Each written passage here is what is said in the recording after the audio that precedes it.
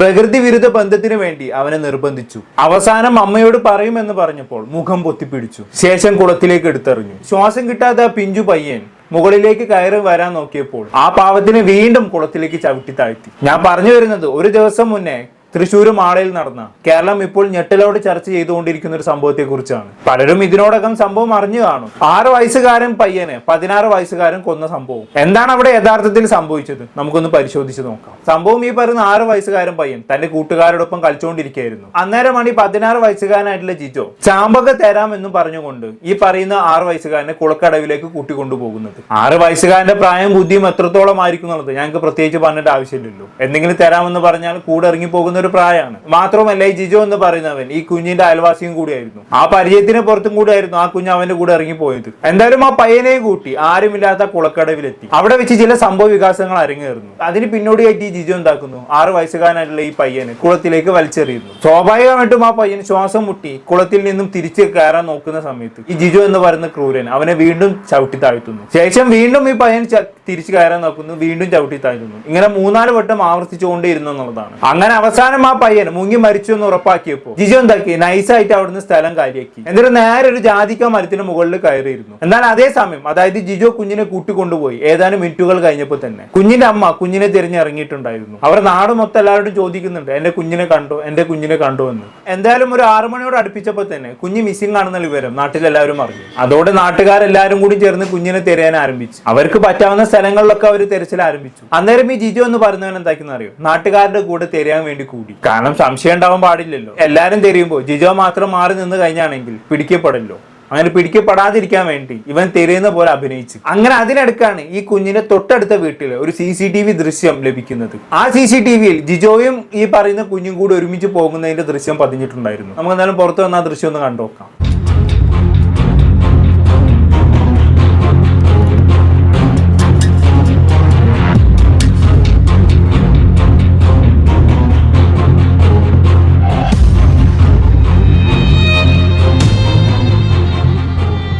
Okay, നിങ്ങൾക്ക് ഇവിടെ ശ്രദ്ധിച്ചാൽ മനസ്സിലാകും, ഒരു ചെറിയ പയ്യനും ഒരു വലിയവനും ഷൂസ് ഇട്ട് അവിടെ ഇറങ്ങി ഓടി പോകുന്നത്. ഇത് ഈ പറയുന്ന ജിജോയും ഈ 6 വയസ്സുകാരനുമാണെന്ന് എല്ലാവർക്കും മനസ്സിലായി. അന്നേരം എല്ലാവരും കൂടി ജിജോയോട് ചോദിച്ചു ഇത് എന്താണ് എന്നുള്ളത്. അപ്പൊ അന്നേരം ജിജോയുടെ മറുപടി, വൈകുന്നേരം ഞാൻ പോകുന്ന സമയത്ത് ആ ചെക്കൻ എന്റെ പിന്നാലെ കൂടിയിട്ടുണ്ടായിരുന്നു, പാടം വരെ ആ ചെക്കൻ എന്റെ കൂടെ ഉണ്ടായിരുന്നു, പിന്നെ ഞാൻ ബാക്കോട്ട് ഓടിച്ചു വിട്ടുവന്നു. ഇത്ര മാത്രം പറഞ്ഞുകൊണ്ട് ജിജോ ഒഴിയാൻ നോക്കി. എന്തായാലും കുറച്ച് കഴിഞ്ഞപ്പോൾ പോലീസ് എത്തി. പോലീസുകാരും കൂടി വന്ന് ഈ കുഞ്ഞിനെ തിരയാൻ ആരംഭിച്ചു. എന്തായാലും പോലീസുകാരും കൂടി വന്നതോടെ ഇവന്റെ ദൗത്യം എന്ന് പറയുന്നത് കുഞ്ഞിനെ കൊന്ന സ്പോട്ടിലേക്ക് ആരെയും അടുപ്പിക്കാതിരിക്കുക എന്നുള്ളതാണ്. അതിനുവേണ്ടി ഇവൻ ചെയ്ത പരിപാടി എന്താണെന്ന് വെച്ചാണെങ്കിൽ, ആരെങ്കിലും കുളക്കടവിനടുത്തേക്ക് വരുന്നത് കണ്ടു കഴിഞ്ഞാണെങ്കിൽ അവരെ തടഞ്ഞുകൊണ്ട് ആ പാടത്തുണ്ടാക്കും, തോട്ടിലുണ്ടാക്കും എന്നൊക്കെയുള്ള രീതിയിൽ അവരെ വഴി തിരിച്ചു വിടാൻ തുടങ്ങി. കുറേയൊക്കെ അവൻ അതിൽ വിജയിക്കുകയും ചെയ്ത് കേട്ടോ. പക്ഷെ ഇവന് പെരുമാറ്റത്തിലും മറ്റും ആളുകൾക്ക് നല്ല രീതിയിൽ ഡൗട്ട് തോന്നാൻ തുടങ്ങി. 16 വയസ്സല്ലേ ആയിട്ടുള്ളൂ, വലിയ രീതിയിൽ അഭിനയിക്കാനൊന്നും അറിയത്തുണ്ടാവില്ല. എന്തായാലും ഇവനിൽ ഡൗട്ട് തോന്നിയ പോലീസ് എന്താക്കി, ഇവനങ്ങ് പിടിച്ച് സ്റ്റേഷനിൽ കൊണ്ടുപോയി ചോദ്യം ചെയ്തു. ചോദ്യം ചെയ്തപ്പോഴല്ലേ, ആദ്യമേ ഒന്നും അറിയില്ല എന്ന രീതിയിൽ നിന്നവൻ കുറച്ച് നല്ലോണം അങ്ങ് ചോദ്യം ചെയ്തപ്പോ ഞാൻ കുളത്തിൽ വീഴുന്നത് കണ്ടു എന്നുള്ള രീതിയിൽ ഇവൻ അങ്ങ് പറഞ്ഞു.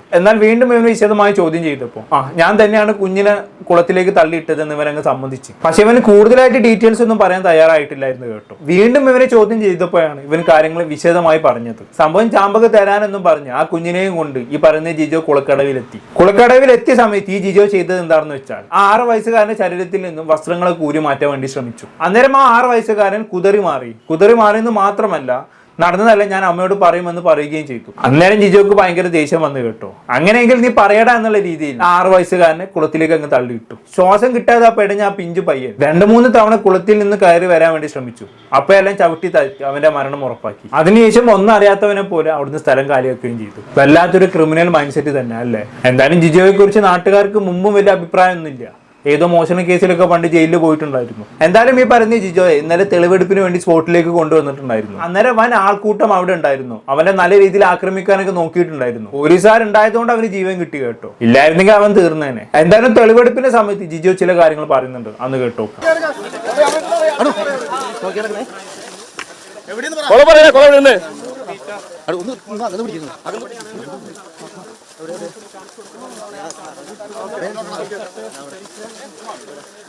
ഇവിടെയാണ് കൊണ്ടത്, ഇവിടെ കൂട്ടിയിട്ടുണ്ട്. എങ്ങനെ കൊണ്ടുവന്നേ? കവറി ചാമ്പയ്ക്ക് കൊടുക്കാൻ കൊണ്ടുവന്നു. അവൻ അവിടെ നിന്ന് കൊണ്ടുവന്നു. എന്നിട്ട് ഇവിടെ തിരുവിടെ എന്ത് ചെയ്തു? പീഡിപ്പിക്കുന്ന എന്ത് ചെയ്തു?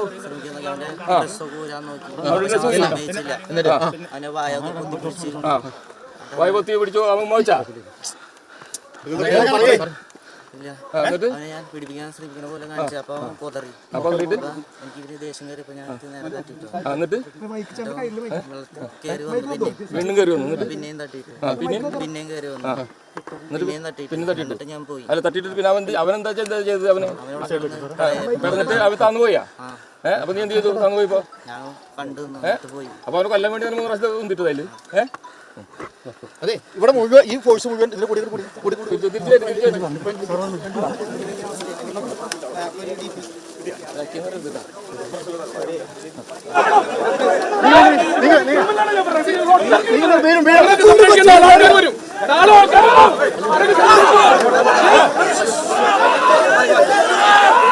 ഓക്കെ, ഇവനെതിരെ വൻ ജനരോഷം തന്നെയുണ്ട് അല്ലേ? എങ്ങനെ രോഷം ഉണ്ടാകാതിരിക്കും? അമ്മാതിരി തമ്മാടിത്തരല്ലേ ചെയ്തു വെച്ചേക്കുന്നത്. എന്തായാലും തെളിവെടുക്കുന്ന സമയത്ത് ഇവൻ പറഞ്ഞ കാര്യങ്ങളൊക്കെ നിങ്ങൾ ശ്രദ്ധിച്ചിട്ടുണ്ടാകും. കൃത്യമായ സ്പോട്ട് അവൻ കാണിച്ചു കൊടുക്കുന്നുണ്ട് അല്ലേ? ഡ്രസ്സ് അയക്കാൻ തോന്നി, അത് തടഞ്ഞപ്പോ എനിക്ക് ദേഷ്യം വന്ന് അവനെ കുളത്തിലേക്ക് ചവിട്ടി താഴ്ത്താൻ നോക്കി എന്നൊക്കെ ഇവൻ പറയുന്നുണ്ട്. എന്തായാലും ഇവൻ കുറ്റസമ്മതം നടത്തി കഴിഞ്ഞല്ലോ, അതിനപ്പുറത്തേക്ക് ഇനിയൊന്നും വേണ്ട. ഇവനെ കണ്ടല്ലോ, കൊലക്കയറിന് താഴൊരു ശിക്ഷ അവനെ അർഹിക്കുന്നില്ല. മാക്സിമം ഇവന് കൊലക്കയറ് തന്നെ വാങ്ങിക്കൊടുക്കണം. ഇന്റെ കുഞ്ഞിനോടൊക്കെ എങ്ങനെ ചെയ്യാന്നൊക്കെ പറഞ്ഞു കഴിഞ്ഞാണെങ്കിൽ എങ്ങനെ സാധിക്കുന്നു പോയെ? ഇവനൊന്നും ഒരു കാരണവശാലും വെറുതെ വിടരുത്. ഉടനെ തന്നെ ഇവന് കൊലക്കയർ നടപ്പാക്കണമെന്നാണ് എന്റെ അഭിപ്രായം. ഇവനെങ്ങനെ ജയിലിൽ കെടുത്തി തീറ്റി പോരുന്ന പരിപാടി പാടില്ല. അതെന്തായാലും നടക്കാൻ പോണില്ല എന്നറിയാം, നമ്മുടെ നിയമല്ലേ. ഇതിനു മുമ്പ് എത്രയോ ഇങ്ങനത്തെ കൊലപാതകങ്ങൾ ഇവിടെ നടന്നിരിക്കുന്നു. കുറച്ച് ഞാൻ പുഷ്പം പോലെ ഇവനെ ഇറങ്ങി വരും, അതിലൊന്നും യാതൊരു സംശയവും വേണ്ട. എന്തായാലും ഇങ്ങനെയൊക്കെ ആണെങ്കിൽ കൂടിയും ഇവന്റെ ബാക്ക്ഗ്രൗണ്ടിലേക്ക് നോക്കുന്ന സമയത്ത് ഞാൻ നേരത്തെ പറഞ്ഞല്ലോ, നാട്ടുകാർക്കൊന്നും ഇവനെ കുറിച്ച് നല്ലൊരു അഭിപ്രായമേ ഇല്ല എന്നുള്ളതാണ്. എന്തായാലും ഇതുമായി ബന്ധപ്പെട്ട് ഇവനെ കുറിച്ച് ഇവന്റെ പഞ്ചായത്ത് പ്രസിഡന്റ് ഇന്നലെ ഒന്ന് സംസാരിച്ചിട്ടുണ്ടായിരുന്നു. നമ്മൾ എന്തായാലും പുള്ളിക്കാരന് പറയാനൊന്ന് കേട്ടോക്കാം. ഇദ്ദേഹം പുറത്തോട്ട് പോയിട്ട് ചില ദിവസങ്ങളൊക്കെ 3 ദിവസം 4 ദിവസം കഴിഞ്ഞിട്ടാണ് വരുന്നത്.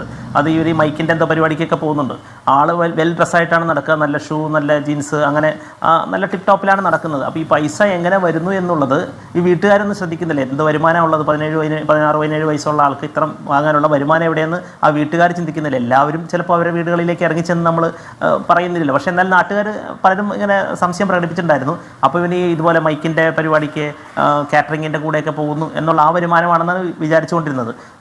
ഞാൻ മനസ്സിലാക്കുന്നത് അതല്ലാതെ ഈ മദ്യമാഫിയ, കഞ്ചാവ് ബന്ധമുള്ള ആൾക്കാരൊക്കെ ആയിട്ട് ഇവന് പരിചയമുണ്ടെന്നാണ്. ഈ 3 ദിവസം 4 ദിവസമൊക്കെ പുറത്തേക്ക് പോയിട്ട് വരുമ്പോൾ നമ്മൾ തീർച്ചയായിട്ടും ചോദിക്കുന്നത് എവിടെ പോയി എന്ന് വെച്ചാൽ, ഇപ്പം അമ്മ വേറെ അതിൽ യഥാർത്ഥം പറയാനാണെങ്കിൽ ഇദ്ദേഹത്തിൻ്റെ അമ്മ മാനസിക പ്രശ്നമുള്ള ഒരു സ്ത്രീയാണ്. അപ്പോൾ ഈ ഒരു വട്ടം ഇതുപോലെ കാണാതായപ്പോൾ എൻ്റെ അടുത്ത് വന്നിട്ട് പറഞ്ഞു, ഇന്ന ദിവസം മുതൽ കാണുന്നില്ല, അവനെ ജോജോനെ കാണുന്നില്ല എന്നാണ്. ആ 2 ദിവസം കഴിഞ്ഞ് നോക്കുമ്പോൾ ഞാൻ ചോദിക്കും, പറഞ്ഞു ഇങ്ങനെ ഒരു പ്രോഗ്രാമിന് പോയതാണ്, രാത്രി അവിടെയായിരുന്നു, സ്കൂളിൽ എന്തോ പ്രോഗ്രാം പരിപാടിയായിട്ട് അവിടെ ആയിരുന്നു.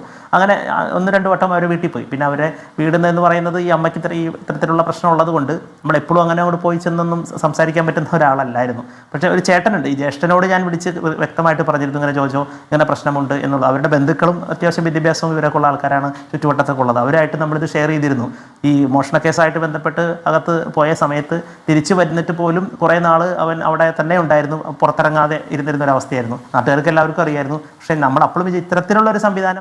ഓക്കെ, അതാണ് അവസ്ഥ. ലഹരി മാഫിയുമായി ഇവന് ബന്ധമുണ്ട് എന്ന് വരെയാണ് നാട്ടുകാരനായിട്ടുള്ള പഞ്ചായത്ത് മെമ്പർ പറയുന്നത് അല്ലേ? എനിക്ക് തോന്നുന്നത് ഇവന് സപ്ലൈ മാത്രമായിരിക്കില്ല, ഇത് ഉപയോഗിക്കുന്നുണ്ടാകും. ഇല്ലെങ്കിൽ ഇങ്ങനെ ഒരു ക്രൂരകൃത്യം ഈ ഒരു പ്രായത്തിൽ എങ്ങനെയാണ് ഒരാൾക്ക് ചെയ്യാൻ പറ്റുക? നിങ്ങൾ തന്നെ ഒന്ന് പറയാം. ഇപ്പൊ നല്ലോണം അടിച്ച് കിറങ്ങുന്ന കൂട്ടത്തിലായിരിക്കും. എന്തായാലും മനസ്സിലാക്കിയെടുത്തോളം കെട്ടയച്ചു വിട്ടൊരു ജീവിതമായിരുന്നു ജിജോന്റെ അല്ലേ? പറയുമ്പോ പ്രായപൂർത്തി പോലും ആയിട്ടില്ല, 16-17 വയസ്സായിട്ടേ ഉള്ളൂ. ഈ പ്രായത്തിൽ തന്നെ ഇവൻ ഇങ്ങനെയാണ് ജീവിച്ചു വന്നത്. വീട്ടുകാർക്കൊന്നും ഇവനെ കുറിച്ച് യാതൊരു ശ്രദ്ധയില്ല. ഇവൻ വന്നാലെന്ത് പോയാലെന്ത്, വെറുതെ ഇവൻ ഇങ്ങനെ ആയി പോയത്. മക്കളെ മര്യാദക്ക് വളർത്തിയിട്ടില്ലെങ്കിൽ എത്തരത്തിൽ മക്കൾ ക്രിമിനൽസ് ആയി മാറുമെന്നുള്ളതിന്റെ ഉത്തമ ഉദാഹരണം ഇതിന് വലുത് കാണിച്ചു തരാനില്ല. കൂടുതലായിട്ടൊന്നും ഞാൻ അവിടെ പറയുന്നില്ല. എന്താണെന്ന് കേട്ട് നിങ്ങൾക്ക് തോന്നുന്നത് താൻ കമന്റ് ബോക്സിൽ രേഖപ്പെടുത്തുന്നില്ല. അടുത്തൊരു ടോപ്പിക്കുമായി വീണ്ടും കാണാം.